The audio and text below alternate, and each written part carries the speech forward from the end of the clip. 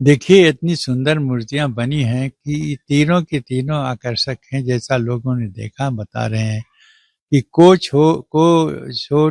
बड़ छोट कहत अपराधु। यहाँ तक कि है किसको कहें कि ये मूर्ति अच्छी है, ये मूर्ति थोड़ी कम है, कमी किसी मूर्ति में नहीं है।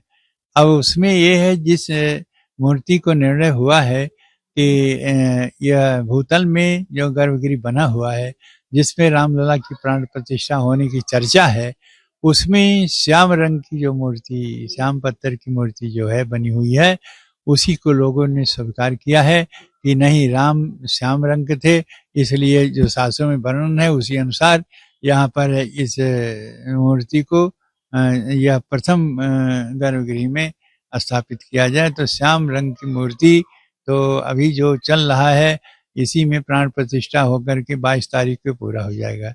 बची 2 मूर्तियां वो भी बड़ी ही आकर्षक, बड़ी ही सुंदर हैं और अभी 2 तन बनना बाकी है। इसलिए आशा है और ये हो सकता है कि लोगों का यही विचार है कि नहीं, यही दोनों मूर्तियों को भी दर्शन के लिए रखा जाए, जिससे सभी लोग इसका दर्शन कर सकें। इसलिए जो 2 तल बनना बाकी है, उसमें जब तल बन जाएगा तो इन दोनों मूर्तियों को भी प्राण प्रतिष्ठा करके और उन दोनों मंदिरों में स्थापित किया जाएगा ऊपर वाले भाग में। तो ऐसा है, तो इसलिए जो तीनों मूर्तियां हैं इतनी सुंदर बनी है कि तीनों का दर्शन लोग कर सकेंगे। नीचे गर्भगृह में रामलला का और ऊपर भी जाकर के दर्शन करेंगे। इस प्रकार की व्यवस्था ट्रस्ट के माध्यम से हो रहा है, जिससे किसी प्रकार की ये जो मूर्तियां, इनका दर्शन भी हो और जो भव्य दिव्य मंदिर नीचे बना हुआ है जिसमें मुख्य गर्भगृह है, उसमें रामलला का दर्शन हो, ऐसी व्यवस्था कर रहे हैं, जिससे सभी तीनों मूर्तियों के दर्शन करने का लाभ हमारे धर्म, ये जो हमें राम भक्त वो कर सकें, ऐसा व्यवस्था कर रही है ट्रस्ट। देखिए, 23 दिसंबर 1949 से पूजित मूर्ति आज तक उसी मूर्ति की पूजा होती आ रही है। पहले जो अस्थाई मंदिर में, पहले विवादित मंदिर में पूजा शुरू हुई, फिर त्रिपाल में रहे, फिर अस्थाई मंदिर में है। और जो मुकदमा दायर किया देवकी नंदन अग्रवाल ने किया था, वो विराजमान मूर्ति की, रामलला की विराजमान मूर्ति, वो है उसी जगह विराजमान थी और इसी पर दावा हुआ। कोर्ट ने इसका संज्ञान लिया कि नहीं, वहाँ पर विराजमान है रामलला, इसलिए रामलला के पक्ष में कोर्ट का आदेश हुआ और उसी कोर्ट के आदेश का परिणाम है कि आज भव्य मंदिर बन गया है। और इसलिए जो विराजमान ये मूर्ति है, ये बड़े महत्वपूर्ण की मूर्ति है। जो भी इतिहास को देखेगा वो यही कहेगा वो मूर्ति कहाँ है जिसके बल पर ये मुकदमा में विजय मिली थी। तो इसका उस मंदिर में जरूर रखना पड़ेगा, रखेंगे।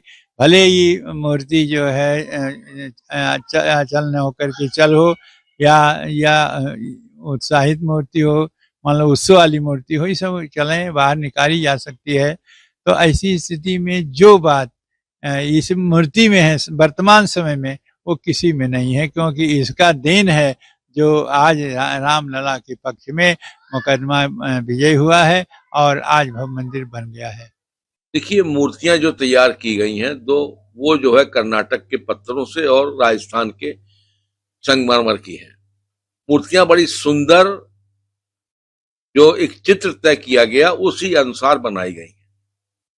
अब मूर्तियों में अभी चयन हुआ था तो उसमें लोगों की कुछ राय अलग रही। उसमें बहुमत के आधार पर कर्नाटक की जो खूबसूरत मूर्ति लोगों ने चयन किया है, लेकिन फाइनल निर्णय कर्नाटक की मूर्ति या संगमरमर की मूर्ति कौन सी कहां पर लगेगी, ये 5 तारीख या 5 के बाद निर्णय हो जाएगा। उसी अनुसार मूर्ति गर्भगृह में और प्रथम तल पे सब लगाई जाएगी।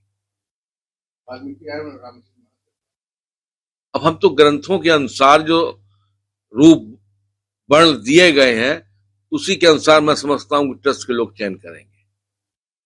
राम जी को श्याम वर्ण का बताया गया है, लक्ष्मण जी को गौर वर्ण का बताया गया है।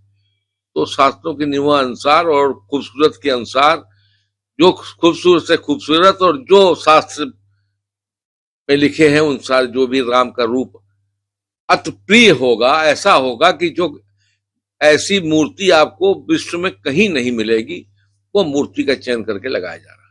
भाई हमारी तो वो मूर्तियां आधार हैं, उनको तो हम अलग कर ही नहीं सकते। तो वो भी मूर्तियां गर्भगृह में भगवान की विराजमान रहेंगी, क्योंकि वही तो, उन्हीं की मूर्तियों के आधार पे तो हमने डिग्री पाई है सुप्रीम कोर्ट से। तो रामलला हमारे जो विराजमान है वो भी विराजमान रहेंगे, और उनको हम कहाँ से अपने से अलग कर सकते हैं, वो तो मालिक हैं।